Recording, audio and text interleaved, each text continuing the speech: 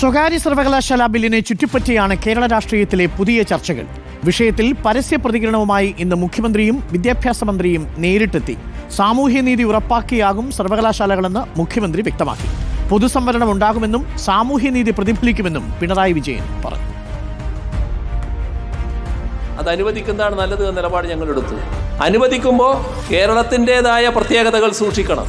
സാമൂഹ്യനീതി ശരിയായ രീതിയിൽ പ്രതിഫലിപ്പിക്കാനാവണം. വെറും കച്ചവട മനസ്ഥിതിയോടെ സമീപിക്കുന്നതല്ല വരരുത്. അതിനുള്ള വ്യവസ്ഥകൾ ബില്ലിലുണ്ടാവുക എന്താണ് പ്രധാനം. പട്ടികജാതി പട്ടികവർഗ വിഭാഗങ്ങൾക്കുള്ള റിസർവേഷൻ, അവരുടെ ഫീസ് നിരക്ക്, ഈ കാര്യങ്ങളെല്ലാം കൃത്യമായി വ്യവസ്ഥ ചെയ്യപ്പെടണം. അതോടൊപ്പം പൊതുവായ റിസർവേഷൻ, അതുമായും വ്യക്തത ഉണ്ടാക്കണമെന്ന് തന്നെയാണ് കണ്ടത്. സ്വകാര്യ സർവകലാശാലകൾ വിദ്യാഭ്യാസ മുന്നേറ്റത്തിന് അനിവാര്യമാണെന്ന് ഉന്നത വിദ്യാഭ്യാസ മന്ത്രി ആർ ബിന്ദുവും പ്രതികരിച്ചു. CPM-ന്റേത് കാലാനുസൃതമായ നയം മാറ്റമാണ്. തീരുമാനത്തെ CPI എതിർത്തിട്ടില്ലെന്നും മന്ത്രി വ്യക്തമാക്കി.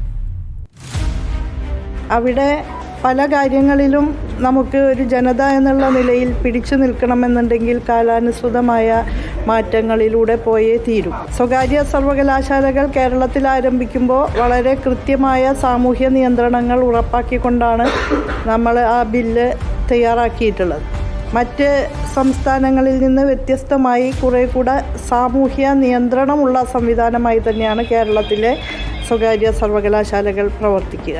ഇത് കാലത്തിന് അനുസൃതമായ ഒരു അനിവാര്യമായ നടപടിയാണ്. എതിർപ്പെന്ന് പറയാൻ പറ്റില്ല. ഓരോ പാർട്ടികൾക്കും അവരവരുടേതായ അഭിപ്രായങ്ങൾ ഉണ്ടാവുമല്ലോ. ആ അഭിപ്രായങ്ങളെല്ലാം ഉൾക്കൊണ്ടുകൊണ്ട് ഏകാഭിപ്രായത്തോടെ ഐക്യകണ്ഠേനയാണ് ഈ ബില്ല് ഇപ്പോൾ ക്യാബിനറ്റ് അംഗീകരിച്ചിട്ടുള്ളത്. എന്നാൽ സർക്കാരിനെ പരിഹസിച്ച് MK മുനീർ രംഗത്തെത്തി. UDF പറഞ്ഞതുപോലെ വിദേശ സർവകലാശാലയാവാമെന്ന് 14 വർഷം കഴിഞ്ഞപ്പോഴാണ് സർക്കാരിന് തോന്നിയത്. ട്യൂബ്ലൈറ്റ് പോലെ കുറെ കഴിഞ്ഞാലേ കത്തുന്നുള്ളൂവെന്നും മുനീർ പരിഹസിച്ചു. സ്വകാര്യ സർവകലാശാലകൾക്ക് വരാം എന്നുള്ള തീരുമാനം ഇന്നലത്തെ ക്യാബിനറ്റ് എടുത്തിട്ടുണ്ട്. സർ, ഈ ക്യാബിനറ്റ് എടുത്ത സ്ഥിതിക്ക് ഒന്ന് പോളിറ്റ് ബ്യൂറോയിൽ ഒന്ന് ബന്ധപ്പെട്ടിട്ട് ഈ വെബ്സൈറ്റ് ഒന്ന് മാറ്റാൻ പറയണം. 14 വർഷം കഴിഞ്ഞപ്പോഴാണ് നിങ്ങൾക്ക് ഇതാകാം എന്ന് തോന്നിയിട്ടുള്ളത്. നിങ്ങൾ എപ്പോഴും 14 വർഷം പിന്നിലാണ്. ഇത് ട്യൂബ്ലൈറ്റ് പോലെ കുറേ കഴിഞ്ഞാലേ ഇത് കത്തുന്നുള്ളൂ. സാമൂഹ്യനീതിയും മെറിറ്റും ജനാധിപത്യാവകാശങ്ങളും ഉറപ്പാക്കണമെന്നാവശ്യപ്പെട്ട് ബിൽ പാസാക്കും മുൻപ് വിദ്യാർത്ഥികളുടെ ആശങ്കകൾ പരിഹരിക്കണം. വിദ്യാർത്ഥി സംഘടനകളോട് ചർച്ച നടത്തണം. പിന്നാക്ക വിഭാഗങ്ങളിലെ വിദ്യാർത്ഥികൾക്ക് ഫീസ് ഇളവ് വേണം എന്നുകൂടി SFI പ്രതികരിച്ചിട്ടുണ്ട്. പ്രധാനമായിട്ടുമുള്ള വ്യവസ്ഥകൾ നമുക്കൊന്ന് പരിശോധിക്കാം. സ്വകാര്യ സർവകലാശാലകൾക്കുള്ള വ്യവസ്ഥകളിൽ വിദ്യാഭ്യാസ മേഖലയിൽ അനുഭവ പരിചയവും വിശ്വാസ്യതയുമുള്ള ഒരു സ്പോൺസറിംഗ് ഏജൻസിക്ക് ഈ സർവകലാശാലയ്ക്ക് വേണ്ടി അപേക്ഷിക്കാം. കച്ചവട ലാഭത്തിനു വേണ്ടി മാത്രം സമീപിക്കരുത് എന്നർത്ഥം. റെഗുലേറ്ററി ബോഡികൾ അനുശാസിച്ചിട്ടുള്ളത് പ്രകാരമുള്ള ഭൂമി കൈവശം വെച്ചിരിക്കണം എന്നുള്ളതാണ്. ചുരുങ്ങിയത് 10 ഏക്കറെങ്കിലും ഉണ്ടാവണം. 3.25 കോടി കോർപ്പസ് ഫണ്ട് ട്രഷറിയിൽ നിക്ഷേപിക്കണം. 25 കോടി രൂപ ഒരു കോർപ്പസ് ഫണ്ടായി കരുതുകയും വേണം.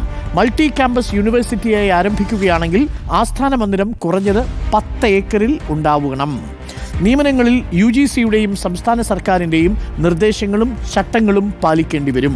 ഓരോ കോഴ്സിലും 40% സീറ്റുകൾ സംസ്ഥാനത്തെ സ്ഥിരം നിവാസികളായ വിദ്യാർത്ഥികൾക്ക് സംവരണം ചെയ്യും. അതായത് മലയാളി വിദ്യാർത്ഥികൾക്ക് ലഭിക്കും.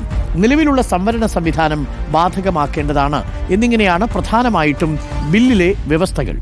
ഇനി നമുക്ക് ഇതുമായി ബന്ധപ്പെട്ട് കേരളത്തിൽ നടന്ന ചില സമരങ്ങളുണ്ട്. ആ സമരങ്ങളുടെ ചിത്രങ്ങൾ കൂടി പ്രേക്ഷകരെ ഒന്ന് ഓർമ്മിപ്പിക്കേണ്ടതുണ്ട്.